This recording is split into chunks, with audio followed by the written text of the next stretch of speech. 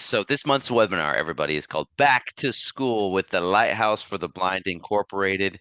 We're going to be looking at accessible apps for education and beyond. And today's webinar is going to last about an hour, and there's several points during the training where we're going to give you a chance to ask questions and comment. But just some housekeeping to keep all of this as smooth as possible. We have a great number of attendees this month. So everybody's going to be muted until the question and answer section. And if you have a question or comment, like Everett said, please raise your virtual hand. If you're on a PC in the Zoom window, that's Alt-Y to raise, Alt-Y to lower. And if you are dialing in by phone, it's *9 to raise your hand and *9 to lower your hand. So if you do this, this will make it so easy for our amazing moderator, Elena, to call on you. And if you're called on, and we'll remind you of this again, but if you're called on, you must also be sure to unmute yourself before speaking. So Elena will allow you to talk, but that you also have to push that unmute button. So this webinar today is brought to you by the Lighthouse for the Blind Incorporated. Our organization is headquartered in Seattle, and we have manufacturing facilities in Seattle, Washington, Spokane, Washington, and Somerville, South Carolina. Uh, at, at those locations, we make aerospace parts and parts for the U.S. government. And we also operate Ability One, 14 of these, I just learned the other day, 14 Ability One based supply centers located on military bases up and down the West Coast. And we also provide contract closeout services to military bases in California, Alabama, and Virginia. So we got a bit of a reach, and we're doing even more with these webinars.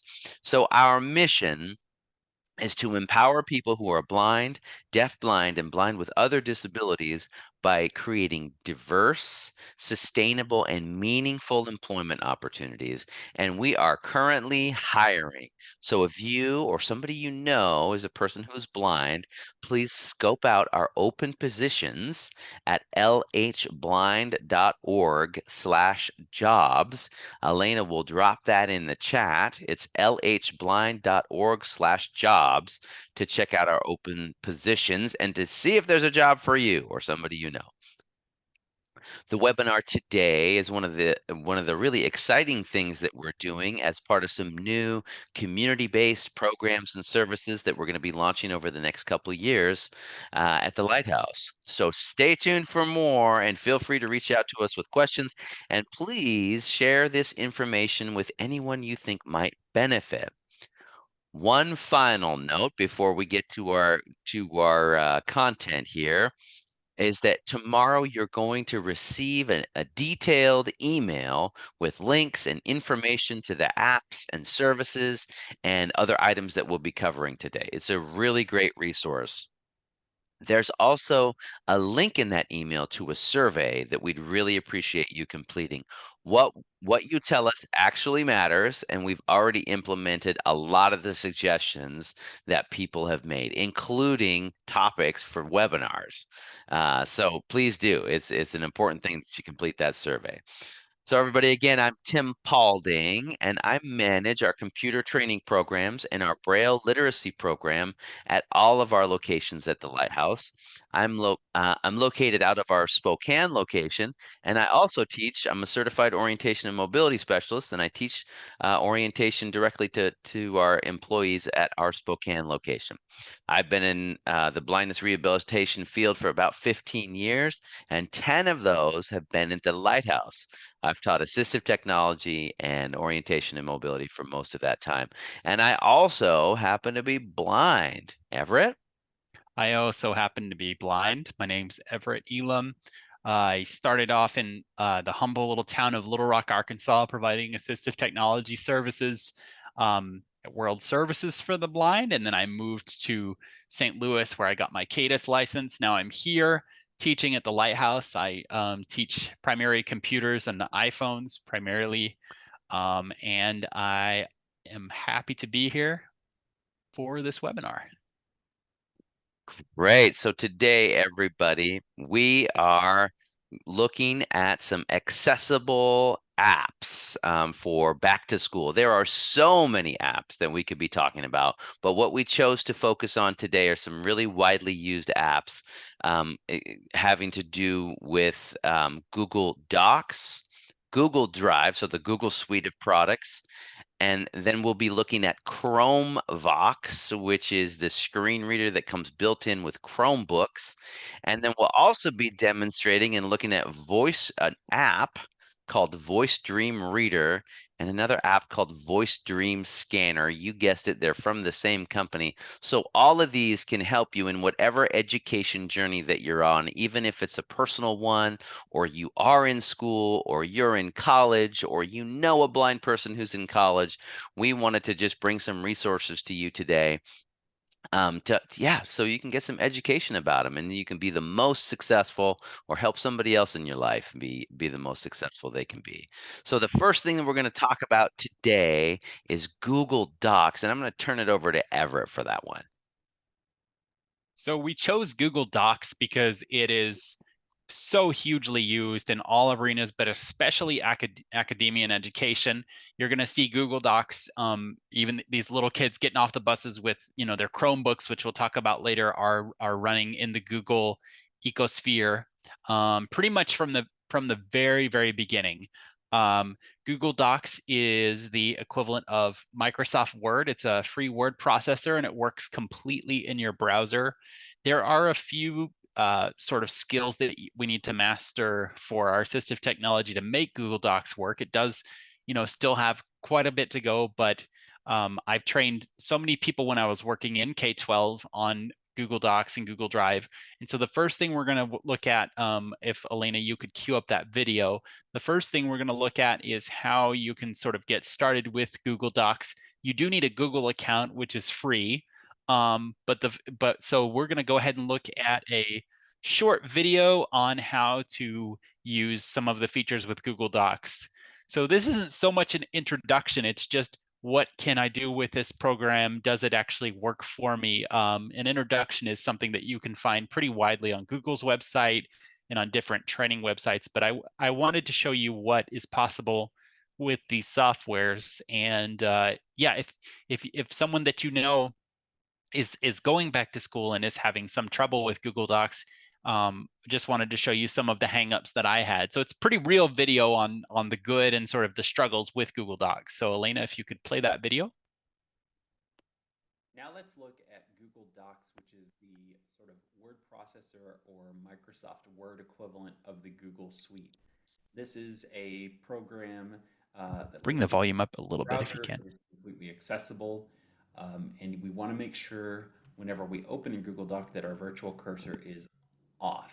So first we're going to create a new Google Doc. Again, this is just a file similar to what you'd create in Word. So we're going to arrow down in our Explorer view here. Music Google Drive.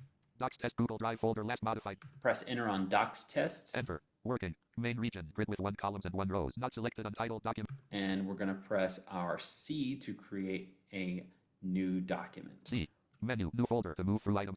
I'm now going to arrow down until I hear File up. Folder up. Google Docs submenu. Google Docs. Press the right arrow to enter this pull down menu. Blank document. And press enter on blank documents. Enter. Leaving menus. Untitled document. Google Docs. Document content. Document content edit. Blank. Type and text. Screen reader support enabled. Try meeting notes. So now we're going to press our insert Z to make sure that virtual cursor is off. Use virtual PC cursor off.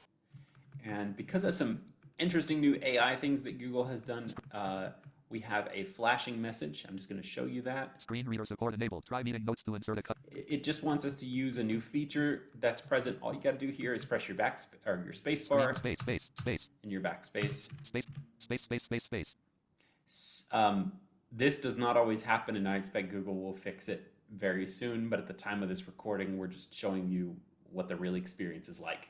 Now I'm going to type in the quick brown fox jumped over the lazy dog into this new document. So there is white space similar to a Word document. We're in a blank new document, and we're just going to type into it. E space Q U I C K space B R O S J U F E O V E R T A space O P period. Okay, we have typed a sentence. Let's press our up arrow to read it. The quick brown fox jumped over the lazy dog. Let's press our left arrow to review the text. T, T, T, H, E, space, Q, U, I, C, K. Now, Google Docs, one more thing about it, has an interesting way of navigation. So if we press our right arrow until we get to the word fox, Space, we're going to hit B, F, R, or the word brown. O, W, N, So we're on the end of the word brown. Now, if we press our left arrow, N. you skip back over the N, similar to an iOS device, the way that edits. So the cursor is a little bit different than Windows.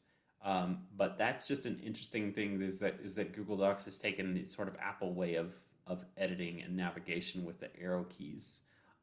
So your cursor takes one arrow in the opposite direction to actually start moving it that way. Whereas in Windows, if you were on the word X fox space, F, O, X, and I'm on the X, pressing left arrow would take you back to the O. Whereas here, X. it says X again, and you're facing in the other, your cursor is sort of editing in the other direction. Super easy to get used to. Google Docs can export to all the major formats, including Microsoft Word documents. You can edit with other sighted people on these documents, and you can actually see where they are. And that is why Google Docs is a great tool for back to school. So there were a lot of moving parts there. A Google Doc, as I said, lives, there goes my Google Home right there. It lives in the browser, and so you've got to do a few things like we'll see in the Google Drive video next. You've got to, once you have a Google Doc open, if your screen reader is not speaking, you've got to turn on something called screen reader mode, which is Control Alt and Z. And Google has improved accessibility on this so much that whenever it sees that you don't have screen reader mode on, it kind of prompts you to do that. Google Docs live in the Google suite of applications. So you're going to be at Google Sheets, Google Drive, all these things that we have available to us for free that do require a bit of a learning curve. They all live on a Google account. So if you create just a basic Gmail account and you want to use these other services, you go to docs.google.com or drive.google.com. And it really simplifies sort of getting to these services. You also are going to hear me speak in the next few videos about the virtual cursor. So JAWS does sort of baby us through using the internet. It uses its own little cursor for websites. And what you want to do whenever you go into a Google Doc is make sure that virtual cursor is turned off so that the Google Doc will read effectively. And Everett, can I ask a Yes. question? Yeah, So, absolutely. and Everett, you're the guy doing this section because you're definitely more of an expert than I am. So, like in Microsoft Word, when I'm using Word, I can use keyboard shortcuts to like create a style, like a heading level 1, and I can bold stuff and italic stuff. Can you do that with keyboard shortcuts within Google Docs?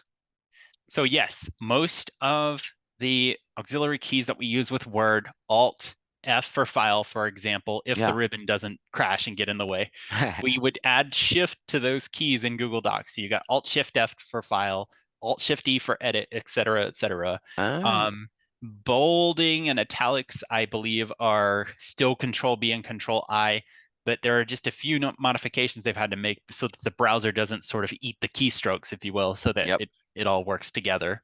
So we're going to queue up the Google Drive video. Google Drive is a file storage service that we can use similar to Dropbox. In my opinion, it is better because I think the storage they give you is they give you a lot more storage, and I just see people using things on Google Drive a little bit more than I use Dropbox these days because of the versatility. You can create forms and you can store things on it. And so we're going to listen to that video now. Elena, if you could play that video. We're now going to take a look at Google Drive. Google Drive is used quite ubiquitously in the K-12 arena and in college afterwards to collaborate. It's a file sharing service, much like Dropbox or OneDrive. It is completely free, and all you need is an email account to sign up, which is why teachers enjoy using it so much. So We're going to first go to drive.google.com. Control L, address and search D, R-I-V-E, period, G-O-O-G-L-E, period, C-O-M. Drive my drive, selected. If you go to drive.google.com, you'll have to sign up for a Google account. It's completely accessible. And that's a little beyond the scope of what we're going to do today. So we're going to press enter here on drive.google.com. I've already got my Google Drive logged in. Enter. Google Drive, Google Chrome, Google Drive document. So now we have a list of files and folders in sort of a File Explorer Windows view, or a Finder if you're working on Mac. All we have to do is arrow down to hear the names of our folders. Vision presentation with share. And we're just going to go to a folder called BTS Back to School. Hymns Google. BTS Google Drive folder. BTS Google Drive folder. And I'm just going to press enter to open this folder. Enter. Main region, grid with 1 columns and 3 rows. Not select. Now, Google Drive does not work unless you have the JAWS virtual cursor on or off. So we want to press the insert Z until it's off. Use virtual PC cursor on. Use virtual PC cursor off. It was already off. JAWS also needs to have Google Drive and Docs in screen reader mode. So if you go to drive.google.com for the first time and it detects that you might be using accessible technology, it will tell you to press Control, Alt, and Z. And that's universal for all the Google suites. If it's not working, turn virtual cursor off and do Control, Alt, and Z. So now the thing we're going to do is open this folder with Enter, the BTS folder. Enter. Music Google, Science Google Drive folder. And I just have a list of some different school subjects. We're going to arrow down Music, Math Google Drive folder. To the Math folder. We're going to press Delete on that. So we're going to show you how to delete that folder. M, not selected. Music Google Drive folder last modified by me 2:35 p.m. More actions row. Folder moved to trash undo. It says folder moved to trash undo. So there's an undo option if you accidentally delete that folder. That's been a pretty quick demonstration of Google Drive and the File Explorer view. The last thing we're going to do is press C for create. C, menu, BTS Google Drive, Google Chrome, Chrome Legacy window, new folder. To move through items, press up or down arrow. And we're just going to create a new folder called Art. So we're going to press Enter here. Enter. Leaving menus. New. We're going to type the word Art. A-R-T. And press Enter. Enter. New button menu. Press space to activate them. To confirm that you've created the Art folder, just like in your computer, you're going to press Menu, BTS. Your arrow keys. File upload. Sometimes the context menu for Google Drive does pop up. We're going to press Escape, and then we're going to tab. Escape. Leaving menus. New button menu. F2. Folders and views preview. My drive closed. To move through or expand and we're items, going to use press the arrow Enter keys. on My Drive. Enter. Main region. Grid with 1 not more actions button. Not selected. Webinar videos shared. And we just need to go back into our BTS folder. So you can tell syllabus modified share that sometimes if you are on a slower connection, Google Drive will slow down a little bit. And I'm not running a particularly fast computer. 57 grid with archive Google BTS Google Drive folder. But it works exactly like your computer in that you're in a list of files and you do the same things to interact as you would with Windows Explorer. So we're going to press Enter here. Enter. Main region. And we're going to press down arrow. Music Google Drive folder. Art Google Drive folder left. And there is our Art folder. This has been a demonstration of Google Drive. Hope you found it helpful. So that was a pretty real look at some of the ways that Google Drive and Google Docs work and some of the ways that they do not work. The important thing is that we stay up with these trends of technology. It's not always easy, but this is what our kids are going to, and our kids are pretty literally our future. So it might help if you're working with a child or you kind of supervise them or you're a parent to jump in and kind of get used to the way this program works. I've been working in the Google ecosphere for 5 or 6 years now, and you saw I still had some trouble. I am by no means an authority on this, but that's the way that these apps can work. Tim, do you have any probing questions before we open up for the next? I do. How did you know? Jeez. I totally do. So I've been stuck on Dropbox, and everybody we're not real sure about everybody's ideas and understanding of all this, but it's a cloud storage system, like Everett said, which means your information and your files are stored elsewhere. They're stored on a computer in the sky or on a server somewhere, not on your main computer. But the cool thing is you get access to them anywhere. But there's a bunch of different files, cloud storage systems. The one we're talking about today is Google Drive. I've used one for years and years called Dropbox. And what I really like about it is that I can get a folder on my computer, on my PC, that I can pull stuff in and out of really quickly. And I don't have to use a web interface that Everett was using. Everett, does Google Drive have something like that too? So I believe that it does. I have seen the Google Drive interface that, goes on your desktop and you can put files into it. Yeah. At the time I was using it, I did not enjoy using it, even though it let me have things offline. It appeared to be a little crashy. That was in 2018, and I haven't used it since. So I'm a Dropbox user for my media files and stuff, but for collaboration, I definitely prefer the Google Docs So interface. that'd be worth exploring for me. There is an offline interface. Yeah, I definitely check it out. And you said Google Drive or Google gives you like more storage for free. Yes, Okay. All I right. believe it's 100 gigabytes as opposed to Dropbox's 2 or 3. Two, two. Yeah, I'm paying now because yeah, my Dropbox got too big. yeah. Oh, Same here. cool. Thanks, Everett. Of course. So, uh, do we want to break this up a little bit by having a Q&A now, or do we want to go into Yes. Chromebooks? I think that's a good idea. Why Lots. You don't we covered lots. Yeah. Yeah. Um, so we are going to open it up now. You're going to use Alt Y if you're on a Windows PC to raise your hand. That'll put you at the top of the list, and Elena will be able to see you. If you're on a phone, I believe it's *9 to raise your hand from a touch-tone phone. And any questions here? Are we doing chat as well here? Yeah, people Are can we write stuff in allowing the chat? chat. Yeah, Okay, we got Alt H chat. for the chat if you Mhm. want to use that on the desktop. If we don't know, we'll find someone who will, or we'll just say, Yes. we don't know. And then we'll get back to you later. Promise. I've gotten back to folks a couple times. That's right. Yes. Any questions about Google Docs, Google Drive, any of this cloud storage stuff we're talking about? Why use Google Docs? Why not use LibreOffice? It's also free. I'll also say for the lurkers, the people who are not even sure what to ask at this point, Freedom Scientific has really excellent trainings on Google Docs and Google Drive. And my email is going to go into the chat. Elena, if you could do that, it's EELAM@lhblind.org. I cannot facilitate questions for more than 45 minutes. Happy to hang on a Zoom call later and do that. So I know it's a lot, and I think we have a question. Carol asked in the chat, does the Google Drive work well with VoiceOver? Yes. So we actually intended to show that off today, but technology did get in the way.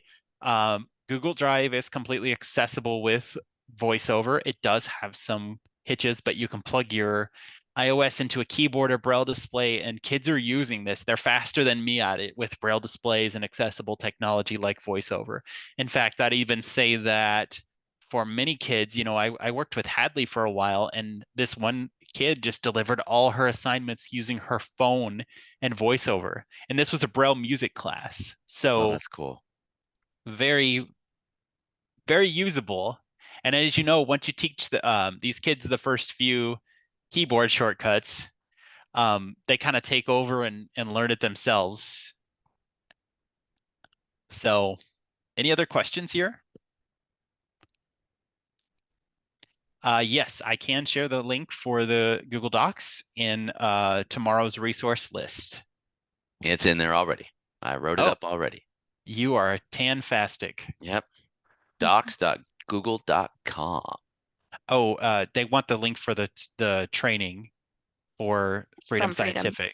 Oh, okay. Yeah, we could put that in there too. Sorry if I wasn't clear there. Nope, I got it.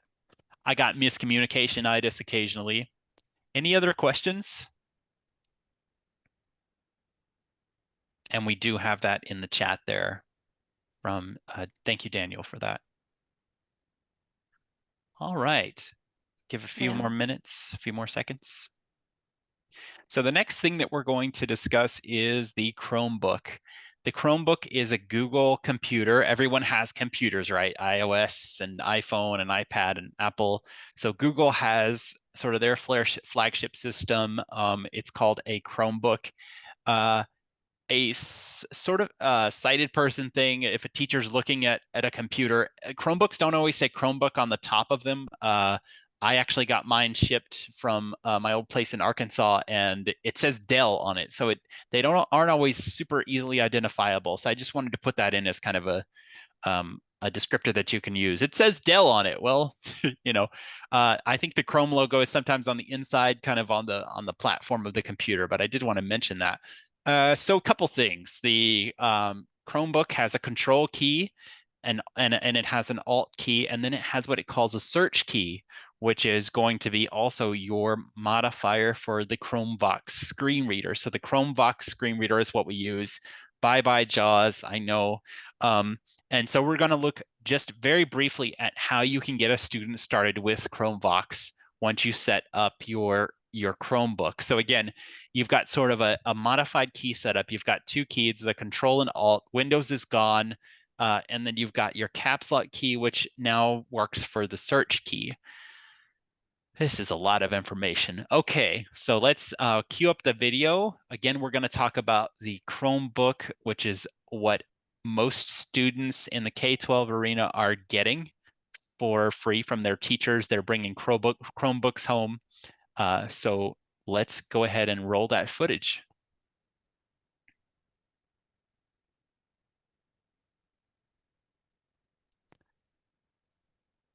Am I still hearable? Yes. Okay. Alt-H to write into the chat, Alt-Y to raise your hand. If you want to review the chat messages with JAWS, you can use Control-1. Just a little housekeeping there. Sorry, the video is not wanting to play. 1 second. And I also, Everett, too, I want our audience to know too that like this is awesome for kids K-12. Go ahead. That's the video. I think Elena might have got it. Yep, she got it. Are Google laptops, and We want to pause that and run it back. School districts to their students. We're going to discuss the. Tim, did you want to finish that Oh, thought? and yeah, and I also wanted to just mention to everybody, these Chromebooks can be less expensive than a full-blown computer, and Absolutely. could be an option for someone personally that they wanted to use. I don't know if it would be a first choice for assistive technology, but we'll let you guys make that determination after you watch this video. Elena, did you find that you used one in college or high school or anything? No, I'm a Okay. little too old for that. Okay. Chrome wasn't even invented when I was in high school. That was something on our tires. That was Right, my spinners. Okay, yes, let's roll sir, this yes, video. sir. All right, here we go. We're now going to discuss the Chromebook for back to school. Chromebooks are Google laptops, and they are issued by many school districts to their students at the beginning of the year for submitting assignments. You have a screen reader on Chromebook called the Chromevox, and it's very important to make sure with your school district that your Chromebooks are relatively up to date. I like to say 2 years, so that your processor or the brain of the computer is able to drive that screen reader and have it do what it's supposed to do. To turn on Chromevox, we press your Control and Alt and Z. So we hold in Control and Alt, and we press Z as in Zulu. Landscape, landscape, landscape, landscape. Chromebox spoken feedback is ready. We press Control to stop speech. And now we're going to use the search key. So instead of a caps lock key, you have the search key. And Can we bring the volume up a little bit? The Chromebook is getting. To different operations Zoomified. with Chromevox. We're going to access the Chromevox tutorial by holding in the search key or caps lock key and pressing O, and then pressing the letter T without any modifiers attached to it. Chromebox tutorial. Heading 1. Press search plus right arrow or search plus left arrow to browse topics. So now we can move through these various topics with control right or search right and search left. So we hold in caps lock, press the right arrow. Quick orientation. Link. Essential keys. Link. So as you Press can search see, plus space to activate. everything you need is here to get you started with your Chromebook. If you just walk through this tutorial with your student, they'll be able to figure most of this screen reader out, and there's great activities in there to guide you through that process. So that's the end of the demonstration of Chromebox. Hope you find it useful. I think the best thing to do now is to open it up for questions. I'm gonna start with one. Is man, that voice? I just can't stand it. There's got to be other voice options for Chromebox, right? Or is it pretty like, yeah? There is go a ahead. male voice option. Yeah, the voice. I mean, it's it's not the greatest voice, but I guess that's what Braille is for. It's definitely. I hope they add like eloquence or something, because you're right. It's not the greatest. But lower, like probably a voice that's that kind of. I wonder if it's taking less system resources or something like that. It's not that high quality of a voice. Yeah, and another thing, I must have left this out of the video. Don't let your school district, if you have any control, if you're a parent or a TVI, don't let them get an old Chromebook for your visually impaired student, especially if they need screen readers and magnification. You want something that's 2 years out maximum, because you need not these are very sort of weak computers. Mm-hmm. They're just made for schoolwork, and we've all had the bad office computer that can't open a Word document. It's just like Yeah. melting. So you need a good processor to sort of drive that screen reader. So 2 years minimum. Don't settle for, or you'll have your work cut out for you on one of these that are 3-4 years old. Let's see. We have a question in the chat from Yep. Carol Davidson. All right, You wanna Carol read? asked, are Chromebox commands similar to JAWS? Can it do everything that JAWS can do? So the short answer is absolutely not. This is primarily for web browsing, emailing. It has an HDMI out, so you can send to projectors, but this is very much an office computer. You're not going to get a lot of gaming out of it.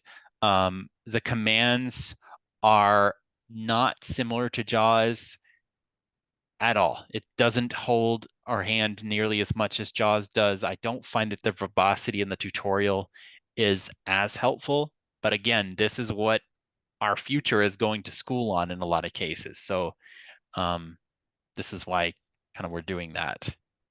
The caps lock key is used with right and left arrow, similar to if you've used a Bluetooth keyboard with VoiceOver, or if you use the insert key in the numpad with JAWS, that caps lock key or that search key is going to be what you use. But as far as web browsing, it's just a learning curve. So, and that's why we showed you sort of the mess ups.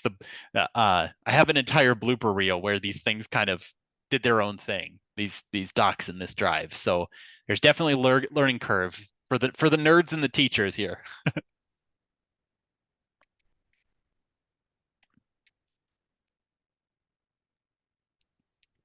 Any other questions here?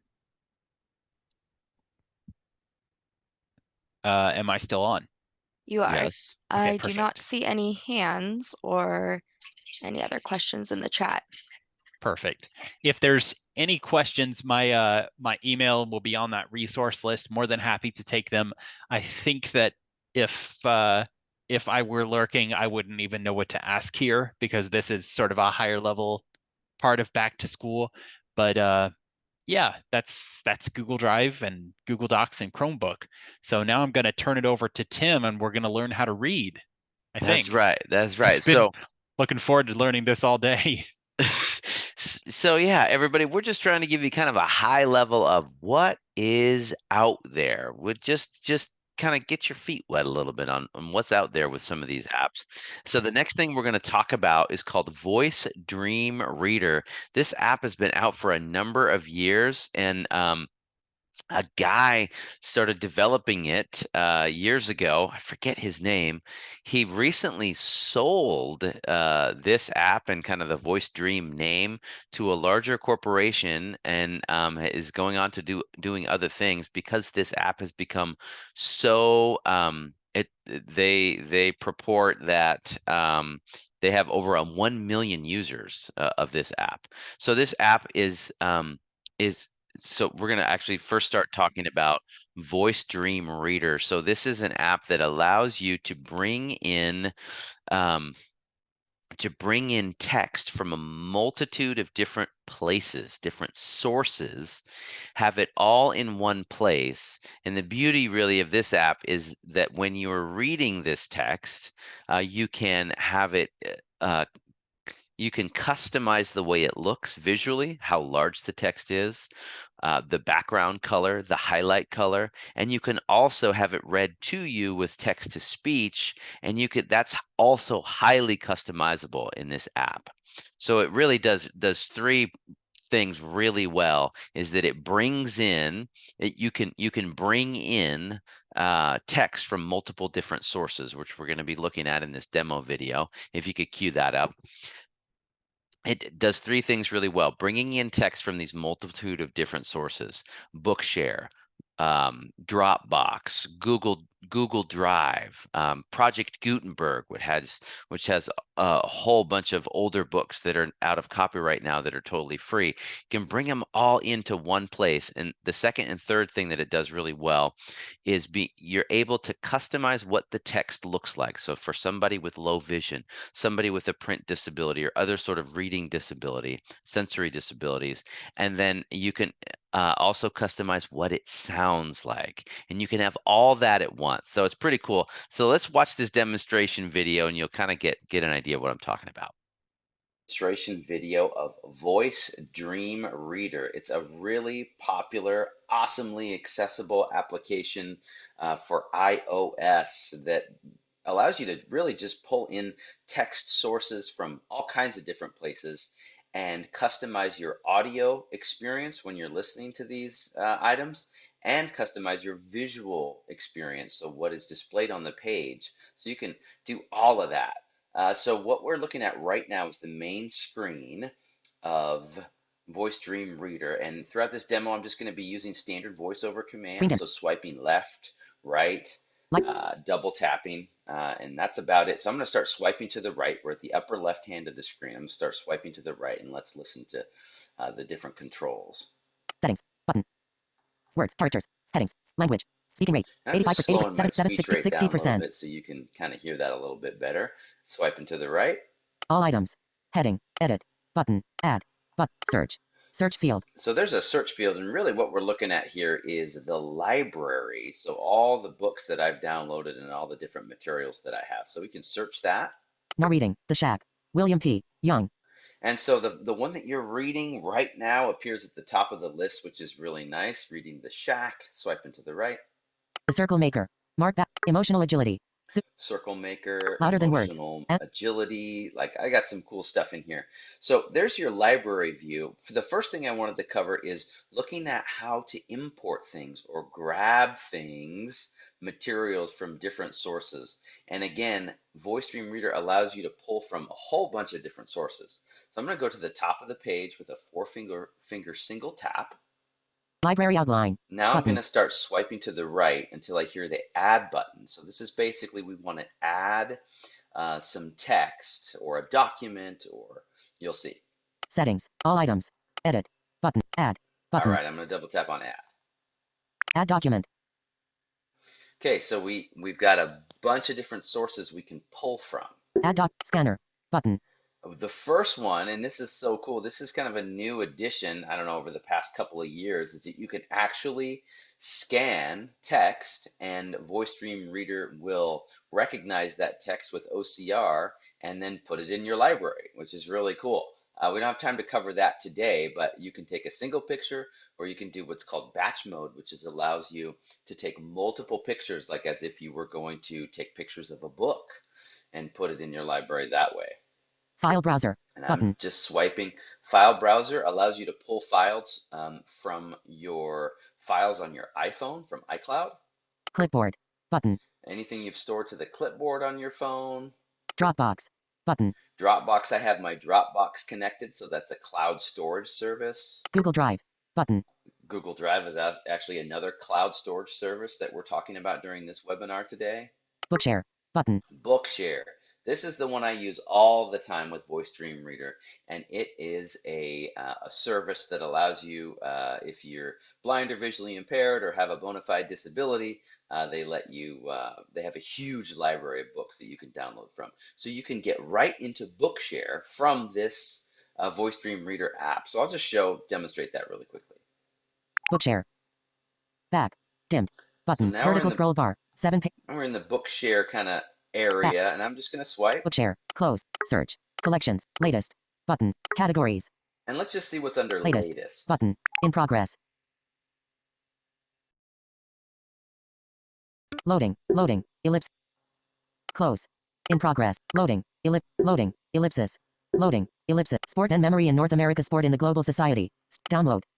Pattern recognition and image pre-processing. Signal. Ooh, and right here we can just download a book. Download. Waiting. And there we go. So the next thing I want to show you guys is there was a whole bunch of ways to get materials for Voice Dream Reader so that you can read them. And now I want to show you the reading experience and what that looks like. Bookshare. Back button. Filter. Close. I'm just Button. going to close this. And again, I'm just using standard voiceover commands. And we're going to go to one of these books that I've already Map bar. have Library downloaded outline. in my library. Setting. All item. Edit. Add. Search. Sort order. Just Open date. swiping. New. Grid view. Selected.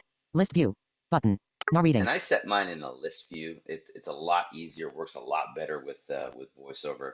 The circle. No reading. The shack. So the shack, let's double tap that. Library. Button. So right now we're looking at this book, The Shack, and I think I'm on chapter 3 or something like that. There's a bunch of different controls on the screen. But Bookshare, or I'm sorry, Voice Dream Reader has its own built-in reader, so you don't have to use VoiceOver to actually read the text.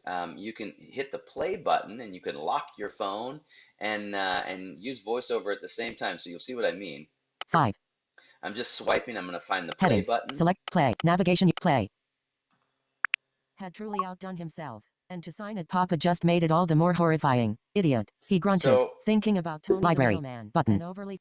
And it uses the built-in voices in iOS in order to read you the book. You can download all kinds of different cool voices and stuff like that. Final thing I want to show you is the way that you can customize your audio and video, or kind of your viewing and audio experience while you're looking at this. Page 4 of 285. book Go here. to page. Library. Document. Controls. Button. Audio settings. Button. So audio Adjustable. settings, we're going to check that out. Audio settings. Heading. And in here you can adjust how fast you hear the book, the voices that you use. Close. And I'm just swiping, so let's listen to these controls. Reading speed. Heading.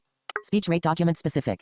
225. You can set your speech rate per document. So if I was reading a textbook, I might listen to that speech rate a little bit slower than I would say a novel that moves pretty quickly. So we currently have it on 225 words per minute, which is great.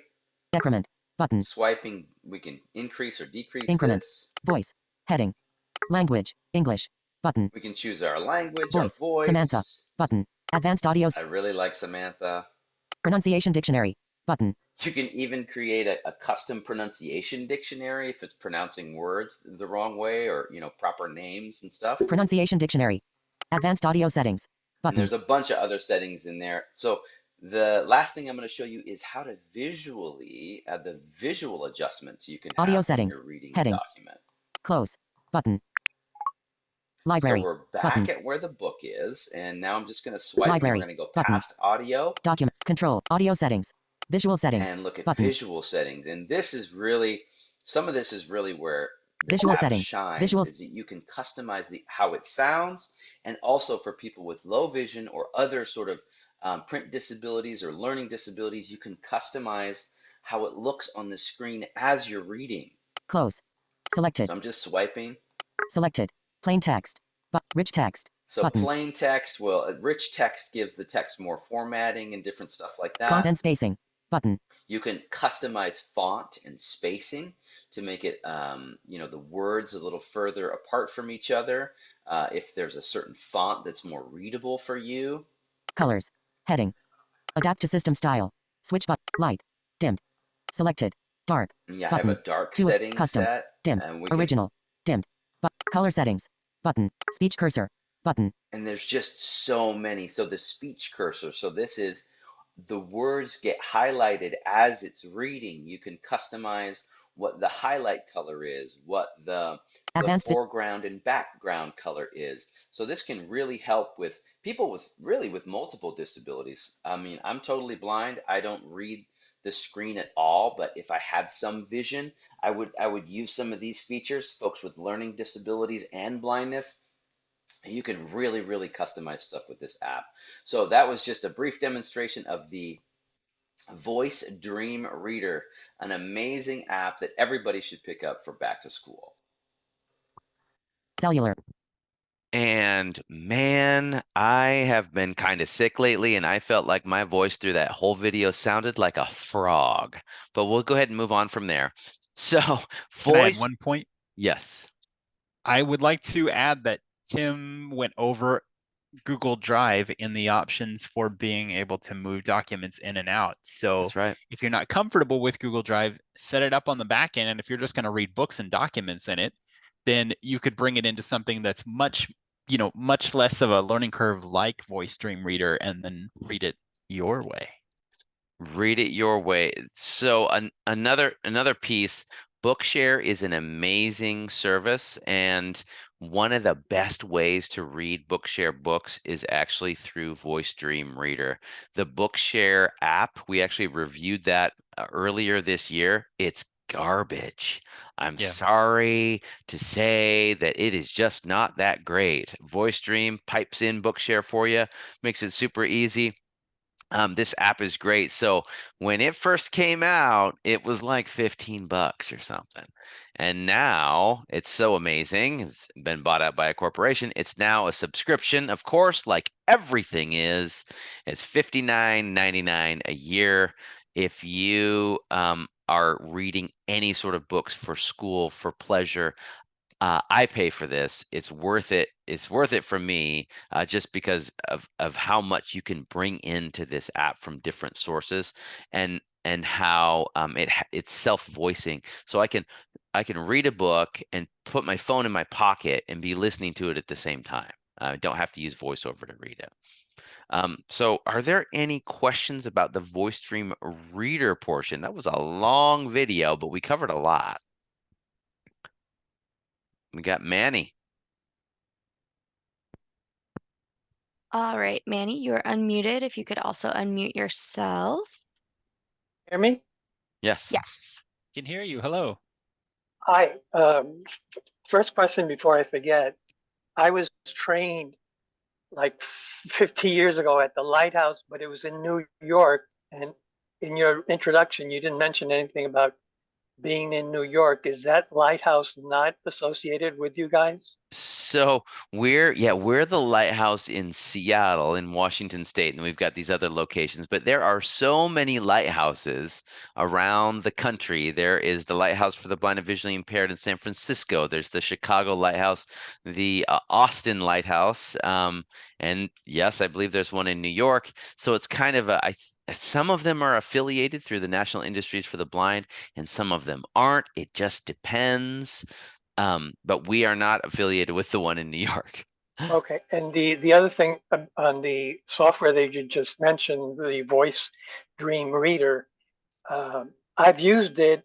However, I would suggest that the better option is the Victor Reader, which I've been using for many years. And time is money, and the Victor Reader does everything that your software does. But since it has individual buttons for the things that you need, then obviously it's a lot quicker. So easier, you're saying like a little easier than swiping around and using a smartphone and installing apps. It's faster because there's like dedicated physical Buttons, buttons. and Yeah. I could, and if you wish, I could give you a sample if you could hear my Victor reader at the moment. Well, I think We we probably actually got have to, a yeah. Yeah, we actually have a Victor reader in our lab, Okay, and we do, trainings okay, on that. yeah, it's a beautiful machine, I and agree. it's Yeah, a good lot point. faster than the voice dream reader. So thank you for your time and for all the information you gave out. Hey, Thank, thank you. Thanks for your thank you. question. Awesome. All right, thank you. And um Carol mentioned in the chat that she likes voice dream a lot, and suggested Dolphin Easy Reader because it is free. One thing it does is it has the page number, so if the teacher wants the student to turn a specific page, Voice Dream Reader didn't have that, but Dolphin Easy Reader allows you to search for a page. Oh, that's awesome. Okay, you can actually search, like type your page number in. That's great. And then David asked, Voice Dream Reader, is it for Android or just iOS? Voice Dream Reader is actually iOS, and they just came out with a Mac app for Mac OS, but it is not Android yet. I'm sure they'll I'm on do the something. web page as well, and I don't see an Android app, unfortunately, but time will tell. Maybe Yep. that's a plan. Any other questions? We did have one earlier from Travis asking if basically if Chromebooks are the only way for a blind and visually impaired student to use instead of Braille devices, Mac or PC computer. And the reason we were focusing on that today is not because that's the only thing they can use, but because that's kind of the way schools are moving towards, is using Chromebooks across the board. Oh yeah, Correct? I think yes, that is correct. I think schools get them for cheap. Here's the other thing. If I had a blind child in school right now, I would demand that they're given a computer with JAWS. They can do everything on there that you can do on a Chromebook, but you can use JAWS for it's much more robust and they could do it on the web. They could do right, Everett? Am I? Yes. Yeah.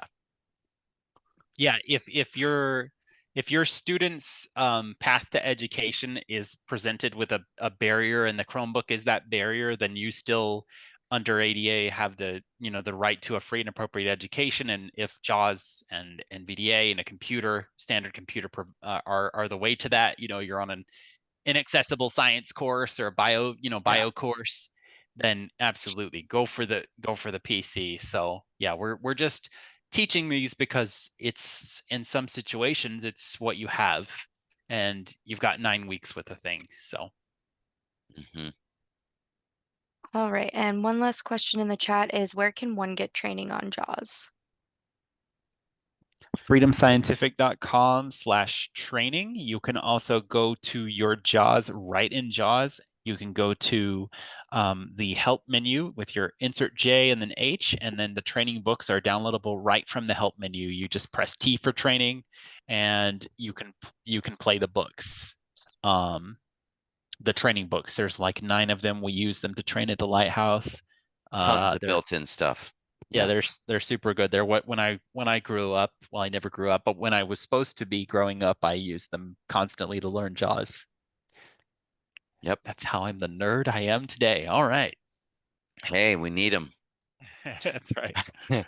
All right, so the last thing we're going to talk about is called Voice Dream Scanner. Let's cue up that video. The really interesting thing about this is, do you guys remember the scanner function that I talked about within Voice Dream Reader? So when I went to add something to my library, the top item on the list was scanner. So what happened is it turns out that that scanner is the exact same scanner we're going to be talking about now. So if you don't want to purchase the whole Voice Dream Reader app and you don't think you'll get a lot of use out of it. You can buy the standalone scanner by VoiceStream for $10. It's a one-time price at the App Store there for the iOS App Store. So this is the same scanner, same functionality as the scanner within VoiceStream Reader. If you buy VoiceStream Reader, then you also get the scanner. So it's this one actually has some more export functions. But let's check this scanner out. It's pretty easy to use. Demonstration app of Voice Dream Scanner. It's a pretty streamlined app that allows you to scan printed materials and then export it and read it and save it, and you can do a bunch of different things with it. So throughout this demo, I'm going to be using those same simple voiceover commands, swiping left and right with one finger and double tapping. So right now I just opened VD Scan, and that's actually what they call it in the App Store is VD Scan, Voice Dream Scan. And I'm just going to swipe around and we're going to look at some of these controls, and then we're going to take a picture and capture some text here. So let's swipe to the right. Menu, button, image preview, button. That actually, so my phone camera is face down on the surface of my desk right now, and we'll be picking it up pretty soon. But that's an image, kind of the image preview, or what we're going to see through the camera. There's nothing there yet. Capture image, button. There's the button to actually capture the image. Edge detection off, button. Now you can turn on edge detection. I played with this somewhat, and it doesn't seem super helpful.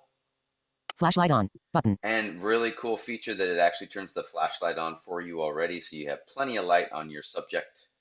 Batch mode off, button. And batch mode, and we'll be looking at that in a second, but batch mode allows you to take multiple pictures of, say, a book or something in sequence, and then have it recognize them all at once. Auto capture on, button. And auto capture, actually, as you lift your camera off the page, once it detects that there's text, it actually captures it for you. And we're going to leave that off for now. And so the first thing we're going to do is swipe back up to the button that allows us to capture. And then I'm going to line up the shot, and we're going to try to take a picture of some text. Flashlight on, edge detection off, capture image, button. All right, so there's the capture image button. Now I'm going to move the camera. And this is a children's book that I found in my daughter's room, and I think it has something to do with unicorns, but let's find out. So I'm just going to do a single picture here, and it'll recognize it, and then we'll look at that piece. So what I do is place my camera right in the middle of the page. I'm feeling the book right now, and then I go straight up. One other thing we're going to hear as we lift up the camera is it's a tone that the louder the tone is, the more text is in the camera. Apparently uses some kind of artificial intelligence to do that. But let's see what that looks like here. Okay, sounds like there's text. Owen, OP, are the unicorns. Every year, young princesses and princes arrive in their carriages to pick a perfect unicorn pet. This year was no different. Okay, so apparently I did have auto capture on, and lifted it up just a little bit. We heard that loud tone, and it took a picture, boom, like that. This is a children's book, so there's only a few sentences or a little bit of text on each page. I really like this piece of the app though. Text. So we're in the spot where we actually took the picture, and now what are we going to do with it? So let's swipe to the right. View text or image. So actually, it just read it to us, which was pretty cool. There's a button here that says view text or image. So we can actually view the text, or we can view the picture of the page. Voice settings, button. We can change the voice, how fast, and the actual adjustable voice. Here's the voice through the app, not voiceover. Owen, OP, are the unicorns. Every year, young princesses and princes arrive in their carriages to pick a perfect unicorn pet. This year was no different. Okay. Voice settings, button. Change the voice settings there. Button. Export, button. And then here's the export option. And so that allows us to share this text. More, button, discard, key, button. And then we can also save it, that you can access it again on the app here. So more, button, let's just export, quickly look button. at what happens when we select export. Alert, share image, button. So we have two options here. We can share the image. So remember, that's kind of the picture, or we can share the text that it recognized. Share text, button. And I'm going to say share text.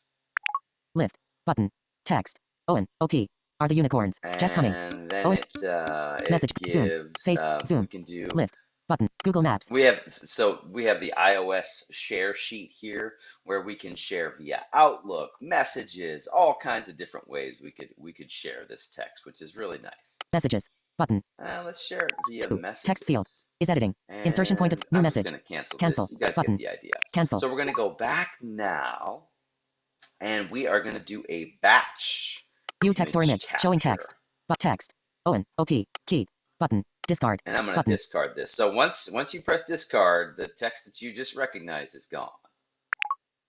Text, Owen, OP, text, view text or image, showing text, voice settings, key, button, discard, button, capture image, button. All right, we're back to that main screen, and we're going to turn it on batch mode now, which means we're going to take several pictures in a row, and then it's going to recognize it all at once. Auto capture on, button. Auto capture's on. I'm actually going to turn that off. Auto capture off. So I can do it. Batch mode off, button. Batch mode we're going to turn on, so we're doing it in a batch, like you would cook a batch of cookies. Batch mode on. Flashlight on. Edge detection off. All right. Capture image, button. So let's take this first picture, listen to the tone. Yeah, that's a there we go. Capture image, dim. All right. Next page.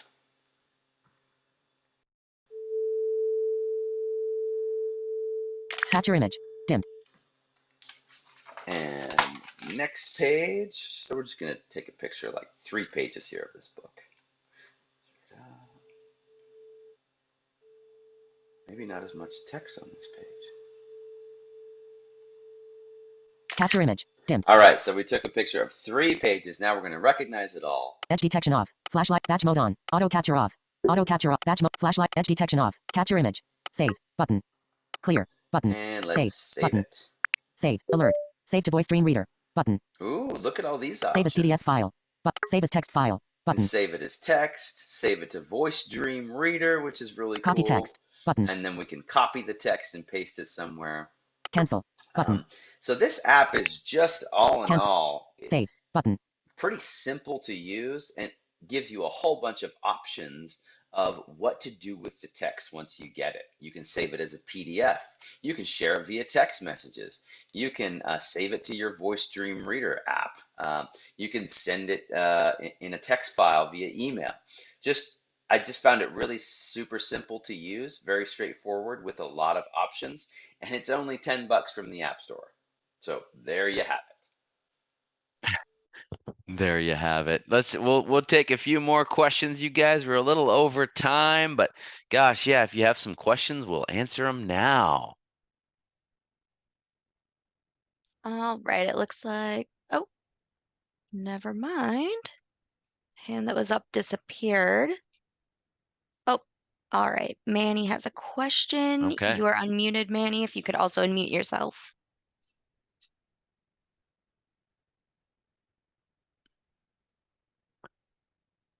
Can't hear you yet, Manny.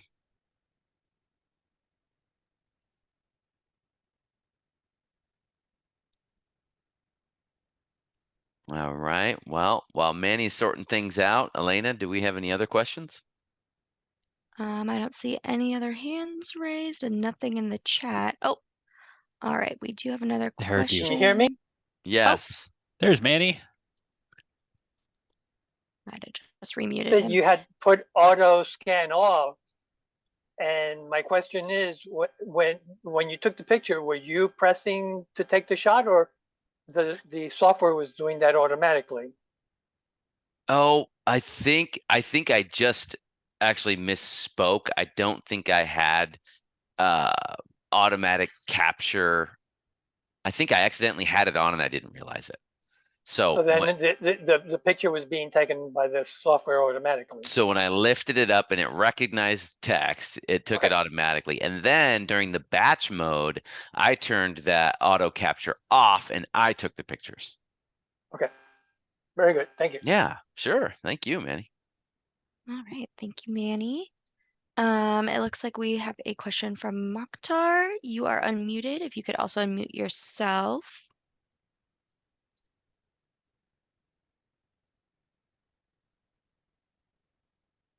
Okay.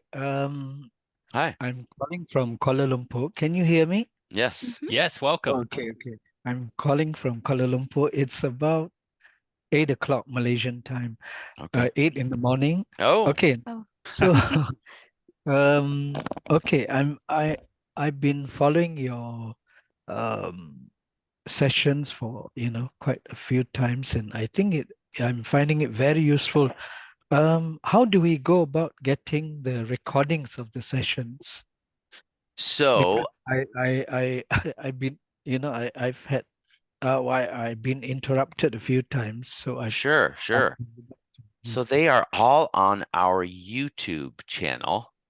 And in the informational email that you'll get tomorrow, there is a link in that email. So there's a link to a bunch of different resources that we cover.